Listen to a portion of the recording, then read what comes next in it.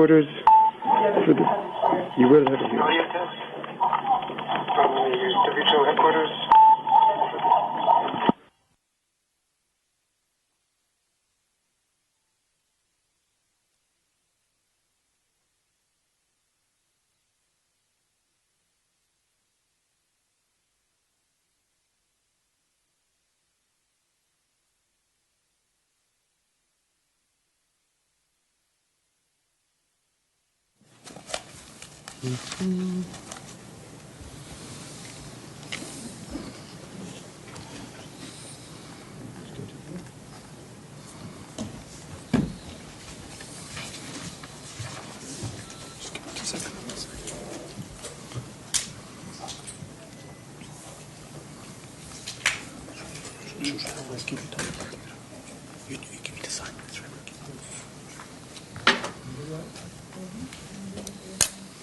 Just asked Angelito to check. There is no Bill Martin penalty. Okay. But are they out there? Yeah. Good afternoon, everyone. Thank you very much for joining this virtual press conference from WHO headquarters in Geneva. My name is Tarik Yasharevich, and today we will speak about Ebola outbreak in Democratic Republic of the Congo. As you know, we try to provide you regular updates on the situation and on the response done by Ministry of Health, WHO, and other partners. So today we are to provide you update as a part of our effort to inform you regularly on this topic. Before I give the floor to our speakers, just to let you know that if you want to ask the question for those journalists who are online, please type 01 on your keypad and you will be put in line for questions. We have also journalists here in the room who will also be able to ask questions. We will have audio file available from this press conference shortly after the briefing, and we will also have a transcript that will be available later in a day. Today with us is Dr. Mike Ryan, WHO Executive Director for Health Emergencies. We also have Rob Holden, who is Incident Manager for this outbreak. So I will give the floor immediately to Dr. Ryan to tell us more about where we are when it comes to Ebola in DRC. Dr. Ryan. Thank you, Tarek, and good afternoon, everyone. And thank you for the opportunity to speak with you today. Since we last spoke, the number of cases has surpassed 2,000. We are now on 2,025 cases, including 1,357 deaths, 552 survivors. Of note is that over the last 2 weeks, we've had 88 new cases each week, meaning that in April, the average was 126 per week. Numbers have stabilized and in fact, fallen in the last 2 weeks. However, there is still substantial transmission in a number of health zones, including Butembo and in Mabalako. However, we have noted a significant decrease in transmission in Katwa, which was the very hot epicenter of the outbreak not 6 weeks ago. So on the one hand we see improvements or decreases in transmission, and on the other hand we see areas in which we have seen sustained transmission. The epidemic currently is affecting 75 health areas in 12 health zones of North Kivu and Ituri. And to put that into context, North Kivu and Ituri have 664 health areas in 48 health zones. During this epidemic, 179 health areas have been affected overall and 22 health zones. So you will see with 75 health areas now affected in 12 health zones, it represents a much smaller geographic footprint than we've seen previously in the outbreak. However, within that geographic zone, we've seen dispersion of cases. So we have to be very, very cautious in understanding that the disease is still heavily present. There is still a lot of transmission going on in communities, and at any point it can flare up again within an existing zone or spread, as you've seen in the past, to other unaffected areas. So a note of caution there. Surveillance has intensified. We are now detecting approximately on average 1,300 alerts per day. of which between 200 and 300 are validated and tested, and again the average number of cases per week of confirmed cases is now 88. The number of contacts, about a week ago, we had peaked with over 20,000 contacts under follow-up, which is a huge number of people being traced on a daily basis. Because of cases now finishing 21-day follow-up, that number has dropped to 15,000. It's still an enormous number of people to be tracking every day. It represents a huge logistics and security challenge. But we hope we continue to see that number fall. But that depends effectively on us generating less cases and contacts per day than those that leave the list at the end. So in that sense, reducing the number of incident cases at this point will be of huge benefit in that process. With that, and in looking at transmission dynamics, transmission in the zone continues to be complex. More than 1/5 of cases seek health care in another health zone entirely before they're detected, which means 1/5 of cases are moving not only out of a health area, but moving out of an entire health zone, and are very often presenting for the first time in a health facility that's very far away from where they actually live. So it's quite difficult to make the connections between transmission chains when you have that sort of movement. So population movement, health-seeking behaviour are still major drivers of the epidemic, although we have seen a sustained falling in the rates of nosocomial or healthcare-associated infections over the last number of weeks. I think that's it from the perspective of general updates. The reproductive number, the number that we use to look at the transmission dynamics, is now at 1.04 for up to the 18th of May, which essentially means that one case is generating on average one case more, which means the epidemic is very flat in terms of its dynamics, but that doesn't mean it's falling. It means it's flat and therefore can go in either direction. It can either continue to reduce or it could easily flare up again. And we need to be very cautious. There's still plenty virus, there is still a large number of cases, but in trying to maybe establish a note of extreme vigilance at the moment, we are making progress with our operations. We're certainly seeing a huge benefit from the relative calm that's existed over the last 6 weeks. And that period of calm is allowing our teams to get to the field more effectively. We're seeing the fruits of enhanced community engagement and acceptance. Tremendous amount of work has been done in the field by our WHO and UNICEF teams, the ministry teams, to try and improve that trust relationship. But again, the situation is extremely volatile. We need to continue with that investment, and we welcome the arrival of NGOs and others to support that intervention in the field. The reproductive number actually fell from previous numbers, so we've seen a fall in that number, but there are, when you break it down, areas within the outbreak that still have a higher reproductive number than one. If we take somewhere like Mabalako, for the last number of weeks everyone's been very concerned with Butembo and Katwa, understandably, but if we look at intensity of transmission, Mabalako has a higher intensity of transmission now than either Butembo or Katwa. And that presents its own challenges. Mabalako is not a city area, it's a rural area. Population density is lower, which is a good thing from a transmission point of view, but the downside is distances are longer, communities are in much more rural settings, cases are harder to find, people are harder, it's much more difficult to bring people to isolation centres, and it's difficult to find everybody that needs to be vaccinated. So there are trade-offs here at every stage.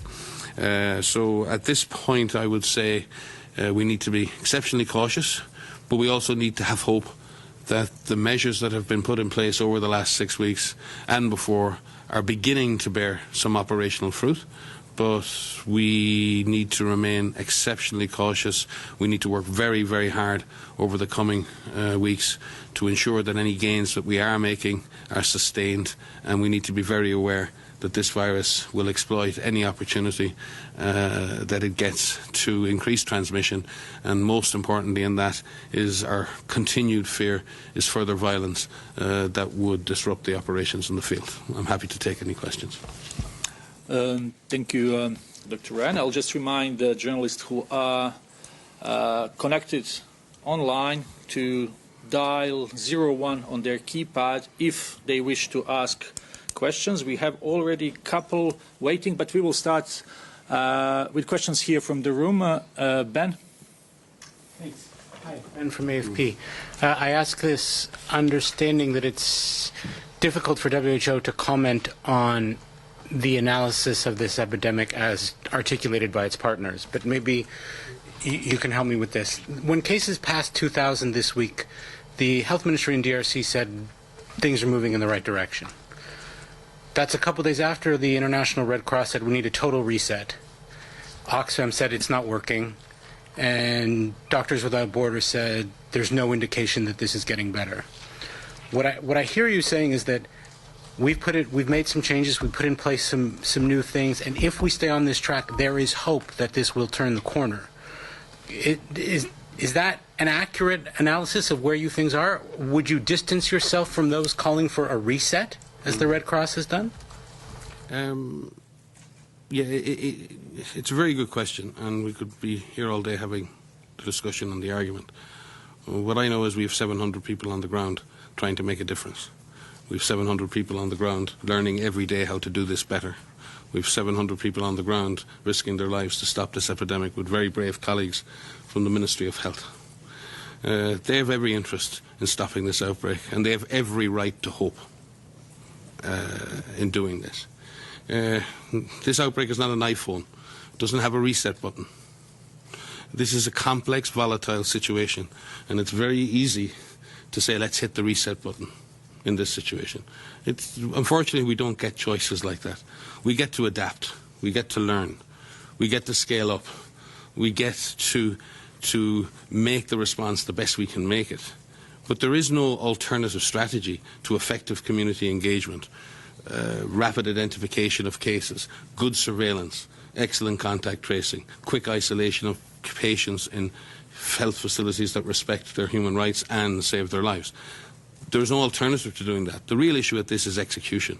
Can we execute these public health operations in as sensitive a manner that respects communities, in as aggressive a manner that gets rid of the virus? And how do we balance sensitivity and against the urgency of containing this virus? And this has always been the dynamic. And I've had multiple conversations with our very respected colleagues in the other agencies, and there isn't that much distance between it. It really depends which side of this thing you're looking at. Adapt, yes. Learn, yes. Change things, yes. Moving care closer to the community by bringing transit centres closer to communities that don't wish to go to large transit centres, absolutely. Creating better community dialogue in order that communities have more ownership of the response, yes. Hiring and training more local Nande-speaking workers who can engage more effectively with their own communities on surveillance, yes. These are the things we need to do, and I think I've been doing this for 25 years. I've been through a lot of Ebola and other outbreaks. There's no magic bullets. There are no unicorns. There's just hard work, and there's learning from what we do. And we're really pleased to work with our partners in the NGOs and the UN. I think the new arrangements with David Gressley and Ibrahim Sosé Fall, our two ASGs in the field, working with the UN system, with the government and with our NGOs, will bring a little bit more coherence and coordination around how we look at the outbreak and how we plan and implement together. I really welcome everyone's keen interest in this, because everyone needs to be interested in this response. Everyone needs to be concerned about the outcomes. And when people are concerned about the outcomes of things, we sometimes disagree, because the urgency for action means that we will never have a completely coherent view, because we look at different data over different periods. We're looking at data, very recent data from last night. We're able to look at that data in very great depth. Others may be looking at that data from 2 weeks ago or 3 weeks ago. And depending on what you look at, when you look at it, you may come up with different views. But certainly, I agree. Adapting, scaling up, executing better, changing when we do things badly, This is absolutely necessary. Thank you very much. Any other questions here from the room? Stephanie, and then Jeremy, and then we will go to questions from the bridge. Stephanie, please. Thank you. This works. Reuters, Stephanie Nebehay. Can you tell us, Mike, what difference having this UN coordinator, Mr. Gressley, in place is in terms of escorts for your teams? Are they more armed escorts? And then I know you gave figures about a month ago, early May, for the number of attacks. It was over 119, I think, at the time. Can you give us an update on that and how you see the security situation in terms of access to some of the most worrying hotspots? And does that include Mabalako, the one that you're most concerned about now? I think, well, David hasn't arrived as such. David's been the deputy SRS chief in the Kivus and in East Congo for a number of years now, so no one knows the area better. But in putting on that vest of coordination for the UN and the broader response, I think he brings a tremendous amount of experience, both in terms of security management, but in political engagement and in political dialogue, and in managing the threat reduction part. And I think there's two elements here, and David will obviously speak for himself. It's not just managing and mitigating security risks. It's about reducing the threat of the incidents themselves. And there's two dynamics. One is the dynamic that drives the incidents, which is very often political. It's very often groups that are manipulated communities. It's factions, it's mai, it's attacks. And you have to reduce the chances that those events will occur. And some of that comes through disarmament, through integration, through dialogue with these groups to reduce the threat. And that's a huge part of what David does and what he knows how to do, and I believe is already happening. Second part then is how do you mitigate the security risks themselves. And again, there's two ways to mitigate or reduce the risk in terms of security to personnel. One is to make the whole area secure. In other words, increase the general level of security and sense of well-being and protection. And the other is to provide point security, which is to give individuals or groups security at the point of contact with the community. Now, we all know, and you've all heard the stories, when that happens and you have too much point security, it's very visible to communities. So you want to avoid as much as you can point security, because that creates a visible association between security services and the response. So a lot of work is going into seeing how we can improve the area security. And again, David and the UN DSS people and others are working on how we improve that arrangement so that, for example, in Butembo and Katwa and the surrounding zones, that our teams can move around more freely in general, because the general level of security provision in the zone is better. Then security provision and escorts to teams is done on a case-by-case basis. If you reduce the security threat, if you've increased area security, then you can reduce the number of teams that require specific escorts, and you can then reduce the visibility of security within the response or associated with the response itself. And I believe that's how David and his teams will be managing that. And we've definitely seen in the last 3 weeks, 4 weeks, a decrease in security incidents. I don't know, maybe Rob can speak to the ones in May. But having been down there myself 2 weeks ago, it was, as one member of staff put it to me, there was an eerie calm. There was a sense of calm, but just also a sense of trepidation and expectation. I'm sure you've all felt that in your lives. Peace, but a sense that anything can happen. We had an ADF, I think, attack in Beni the day before yesterday. 10 civilians were killed. This was an attack on the community. It wasn't an attack on the response. But a ville mort was declared in Beni yesterday, and we had very limited operations there. Thankfully, operations are at full 100% today, which is great, because remember previously in September and October we had whole days and weeks where we couldn't operate because of Villemort in that situation.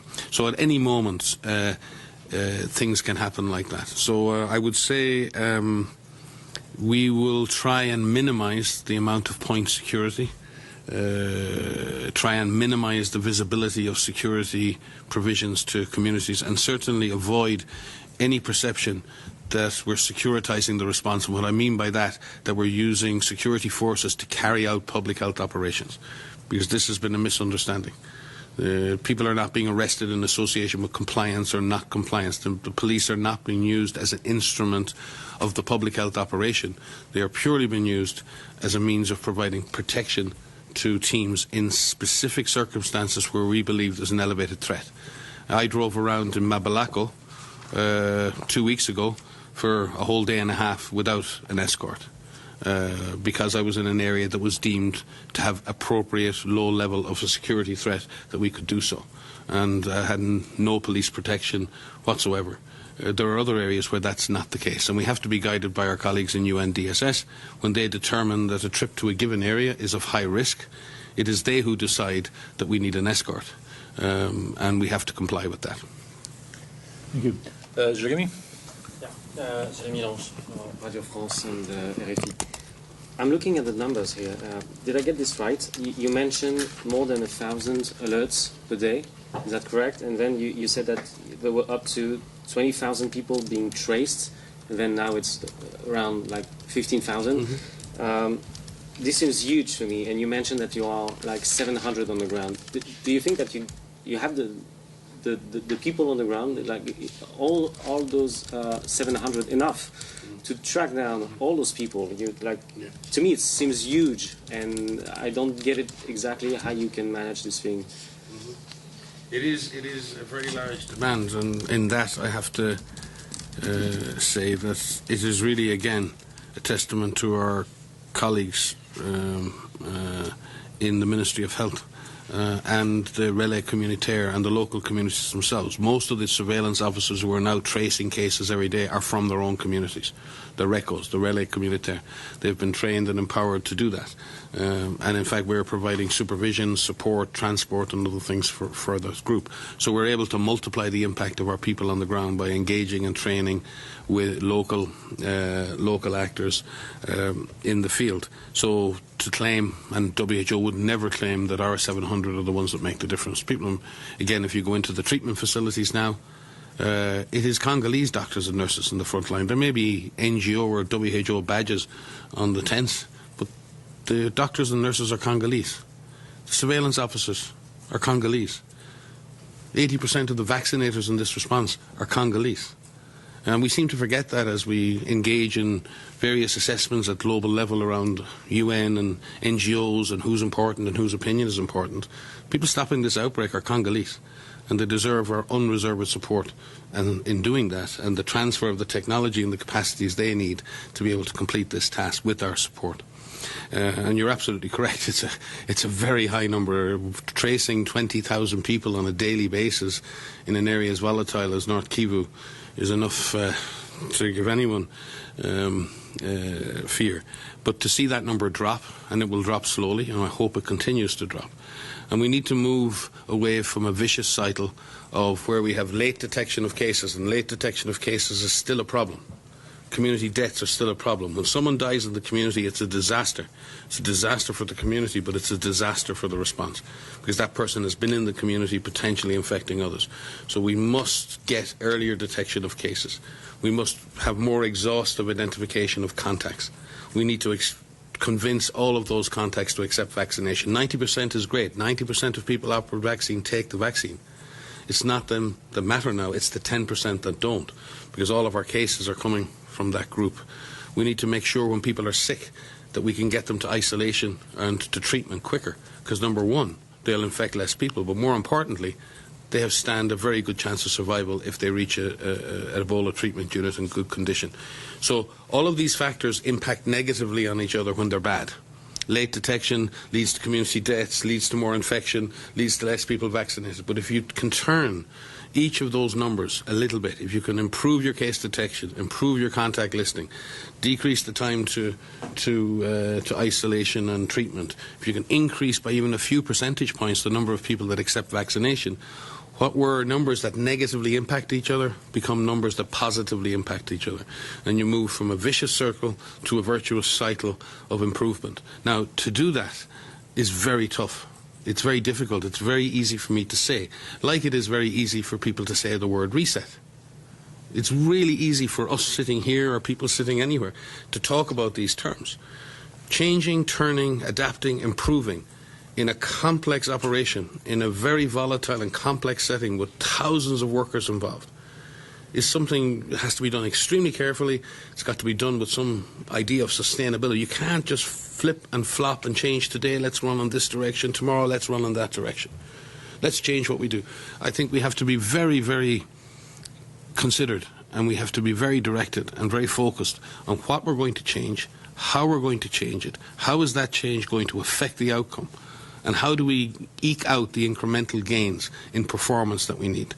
And I think that's going to be the challenge we all face. But it is complex, and it is I am sure some days the people in the field wake up and think, I don't know how we're going to do this again. 15,000 people today to see, it's a tough ask. Thank you very much. We'll now move to journalists who are online and queuing to ask their question. Hopefully we will be able to take as many as possible. We will start with Helen Branswell from STAT. Helen, can you hear us?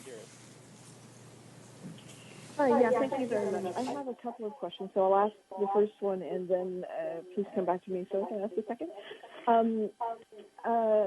Just the other day, Robert Redfield, the CDC director, was testifying before a House committee in Washington about this outbreak, and he said he thought that the world needs to be prepared for this. The world needs to be prepared to mount a response that could last another 12, 18, 24 months. Is that what you folks are seeing in terms of the trajectory of this? Thank you, Helen. Thanks, Helen. I think Bob was very clear in his statements there and his public statements as saying that the disease was definitely not under control. I do agree with him. Not out of control, but it's certainly not under control. And when you say it's not under control, then the trajectory can go anywhere you like. And yes, in a worst case scenario, I can definitely develop a scenario for you in which this is going to take another year or 2 years. I can also develop a scenario for you if we make the right improvements and we put the right effort into this, and we put the resources into this and the funding into this and the people into this, that we have a much shorter scenario. So at this point, I think the outcome is effort related. Are we prepared to make the immediate, sustained, comprehensive effort to bring this disease under control? And if we are, I believe the timelines can be much shorter than the ones stated. But I don't disagree with Bob. I think Dr. Redfield is really trying to wake the world up to the fact that this is a very complex situation, and that if we keep operating at less than perfect efficiency, we may end up being around dealing with this outbreak for a very long time. We've laid out the areas in which we think we can make improvements, and we thank CDC for all they do to help us every day to make those improvements. Thank you very much. Helen, did you have another question? A few weeks ago, I was talking to some people who've done a lot of work like you on Ebola outbreaks, and they were really concerned about the possibility that there was a lot of unspotted transmission, that there were just chains of transmission that were completely under the radar. Is the response getting access on a daily basis to sequencing data, and what is the sequencing data telling you about what percentage of the iceberg is being seen? Yeah, thanks, Helen. Yes, we've been looking at those numbers, and it's a rational concern. There's never been an outbreak in history where anyone can claim they've detected all the cases.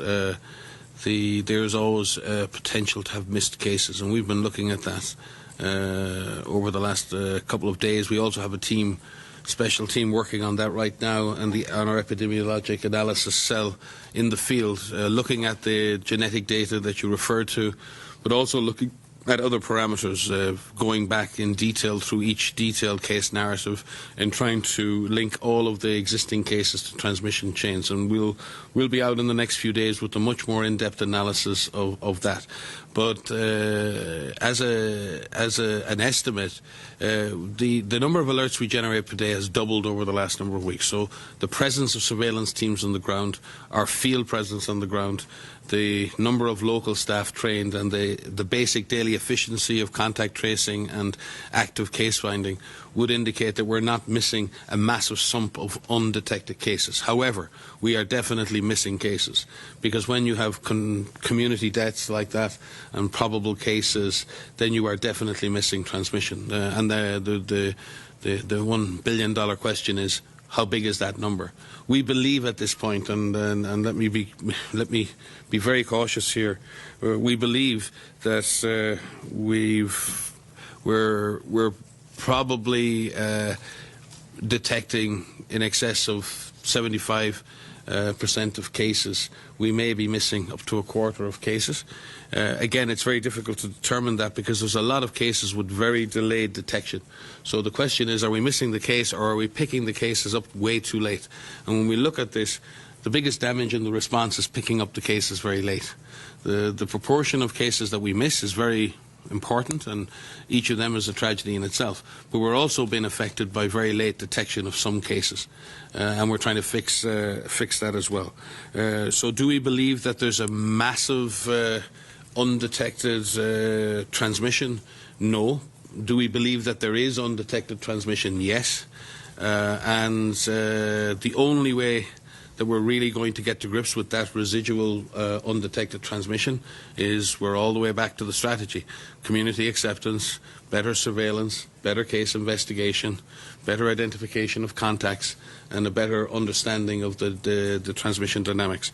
We're also working very hard, and we've just received significant funding from the Bill and Melinda Gates Foundation to fundamentally enhance genetic sequencing services in the field and add the kind of analytic tools to the sequencing that will allow us to do just that, which is to make very accurate estimates of undetected transmission and the likely size of the epidemic outside the detected size. We've offered that technology, we've offered those resources to the government and to the Institut National de Recherche Biologique, who run the surveillance and the genetic sequencing services, and we hope to conclude negotiations with them in the next week to fundamentally enhance the sophistication and sensitivity of the genetic sequencing approach in the field. Thank you. We will move to Anne Gallant from Daily Telegraph. Anne, can you hear us? Oh, hi. Yeah, thanks very much for taking my question. You said, Dr. Ryan, that you could shorten the trajectory of the outbreak if you get what you need. So I just wondered what it is that you need that you've not got at the moment. Is it simply funding, or is it staff, or a mixture? If you could just let me know. Thanks very much. Thank you for the question. It's a mixture, and it's not a dependent issue. It's not we can do better if. We will do better, because we need to do better in each of these areas. But certainly we're now almost coming to the end of the SRP3 period. WHO has been directly funded about 1/3 of our financial needs since February. So we're operating on 1/3 the funds that we actually predicted we needed to operate on, and in fact our operating costs are exceeding our estimations. So we're definitely operating at a financial base way lower than we need to be able to do our work. But that's not just affecting us. That's affecting the NGOs, that's affecting UNICEF, that's affecting OCHA. That's not a problem unique to WHO. So we call on all our funding and investment partners to scale up their investment in the response in general, and to find the investments that best suit them and their mandates in order to support the response. We also, in terms of we need a whole of government approach. We need an all of society approach in Congo. We need the government. Now there's a new Prime Minister, there's a new cabinet, there's a multi-sectoral committee for Ebola control. We need that to function effectively. We need the government to reach out to opposition. We need an all-party approach. We need a single voice of leaders in Congo about this outbreak, about the importance of containing Ebola. So we need political leadership at all levels and political engagement at all levels, because we believe that will continue to decrease the threat of security incidents and increase the levels of community acceptance. We very much welcome the recent allocation of funds from OCHA under the humanitarian pool funds at country level, which will provide, I think, $10 million for non-Ebola-based interventions, which will allow 5 NGOs to scale up investments in other services to communities in the area, which will help to boost community confidence. Because one of the frustrations of the community, quite frankly, has been that the absence of humanitarian and development partners in the field over decades has meant that the arrival of the Ebola response has actually highlighted the absence of other investments, and communities are saying, well, Ebola is important, but it's your priority, not ours. Our priority is different. We have other priorities here. So we really welcome that approach.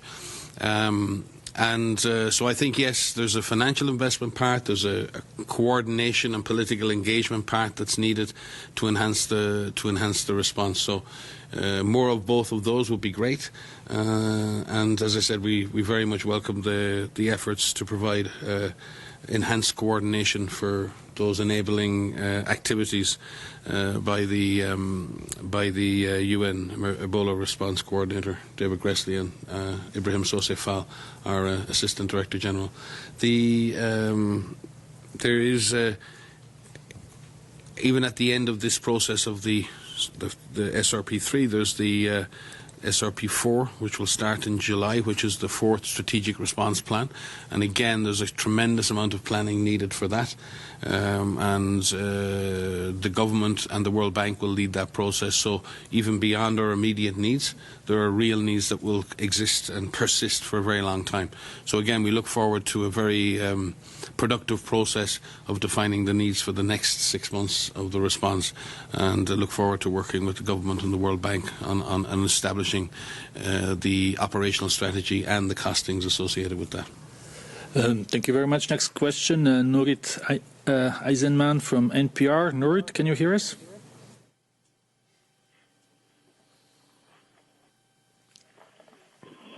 Hello. Do we have Nurit from NPR online?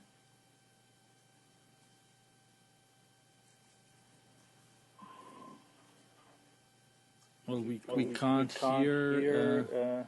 Let's see then. If we have any other question, is there a James from BBC? Hi, hello there. I had 2 questions, if I can rattle them off quite quickly. The first one is, what would the numbers for this outbreak be like without the vaccine this time around? And I'm also curious about why we've now seen like the 2 world's largest ever outbreaks of Ebola in the past 5 years, and is this something that in the long run we're going to be seeing a lot more of? Okay. Thank you, James. Doing all the easy questions today. Yeah, one can speculate on the issues of how bad would this be without the vaccine. I can only offer you my considered opinion after been through many Ebola outbreaks and looking at the data associated with this vaccine in terms of its efficacy in individuals who've been vaccinated. We'd be in a lot worse situation without this vaccine right now. The difficulty we have is that we have a highly efficacious vaccine. In other words, in an individual vaccinated at the appropriate time, the vaccine is highly protective. But the vaccine can't protect you if you're not vaccinated.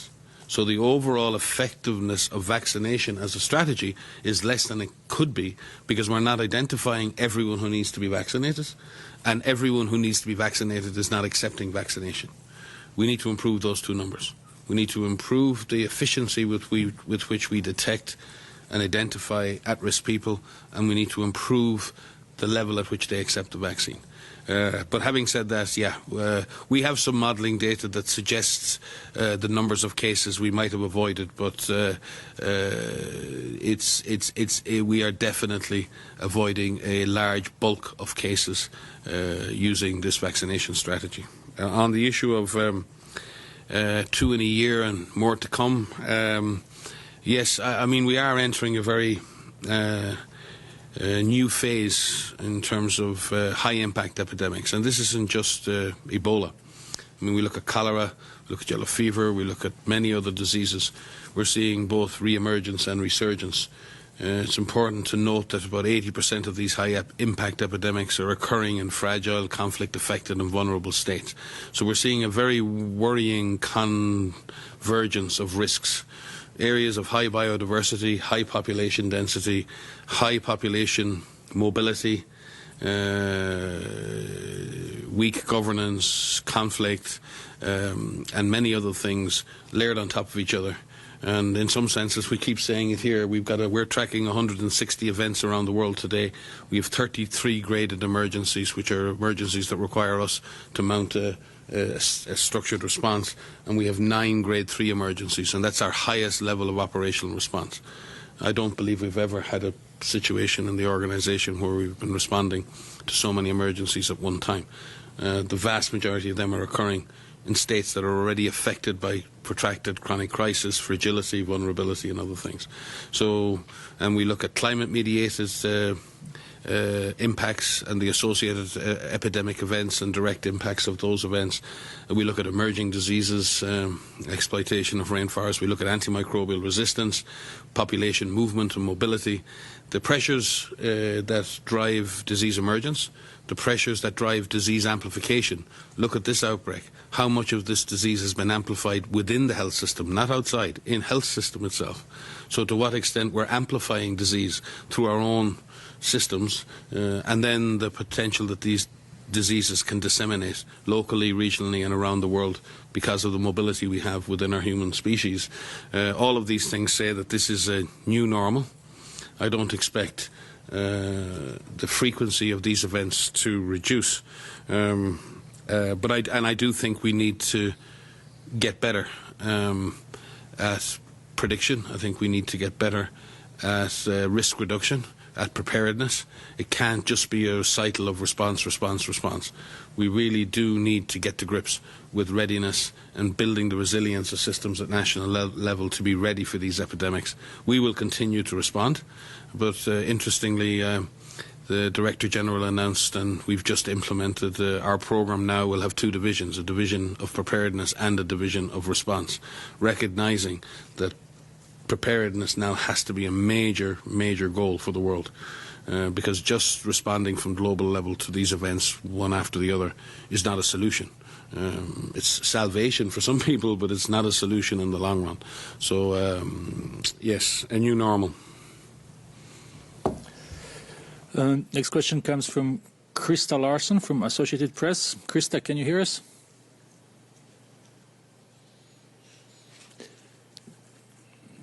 Hello, Krista Larson from AP. Can you hear us? No, I think we lost Krista, and then do we have Miss Moran online? I'm sorry that we are getting the names that are not spelled always correctly. Anyone online? Okay. Yes, it's me, Nuala Moran, speaking from BioWorld. Dr. Ryan, I just wondered if you could give us an update, please, on the progress of the clinical trials of the therapeutics. I mean, I know that the trial could run from one outbreak to another, but I just wondered whether you're getting close to completing enrollment in the current epidemic. I wish we were getting close to completing enrollment, because it's a double-edged sword. We're not. I mean, the trial progresses extremely well. We're adding, or have added in the last week, a new site, and there will be a further site added in Katobutembo in the coming weeks. So we actually expect to enroll a higher number of patients in the coming weeks. But again, the overall outcomes of enhanced standard of care and the use of therapeutics are encouraging. We don't have access to the precise data as to the individual impact of any of the therapeutics themselves, obviously, because it's a randomized controlled trial in which we're trying to actually establish that definitively once and for all, which of these therapies actually have the best performance in this situation. So no outcomes yet, and as you say, we will continue this into the next the next epidemic if necessary. And certainly I'm sure you're probably in touch with Cliff Lane and Libby Higgs and others at NIH who are the sponsors of the trial to see how far. I'm not quite sure what our target number is for number of patients enrolled to reach statistical significance, but I'm very happy to go find that out for you. Thank you very much. Thank you very much. So that was Neil and Moran from BioWorld. Thank you very much for calling. And just to remind everyone that we will have a audio file and transcript available from this press conference. I'm just checking if there is anyone, any questions here in the room. Otherwise, we will probably ask Helen to ask her last question before we stop the press conference. Helen, can you hear us? Hello. Well, this will be the third one. Yeah. Helen, can you hear us?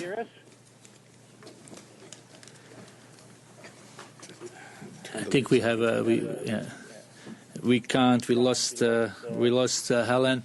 So we don't have any other questions that we can see right now. So we will thank everyone for being with us today.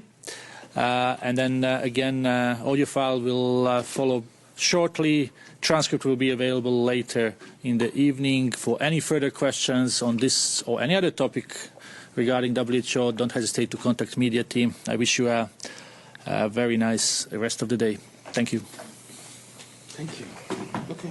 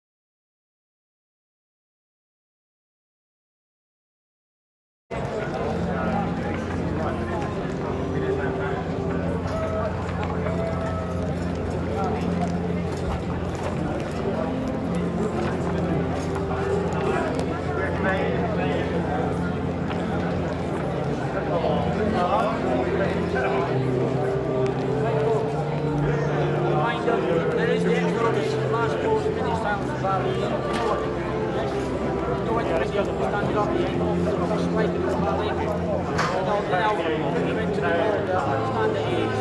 then I'll call you to attention again and bring your standards up to the carry for the two national anthems. Our national anthem is first, the national anthem does it the Queen, and then the Martial. Stay down, okay, don't do this.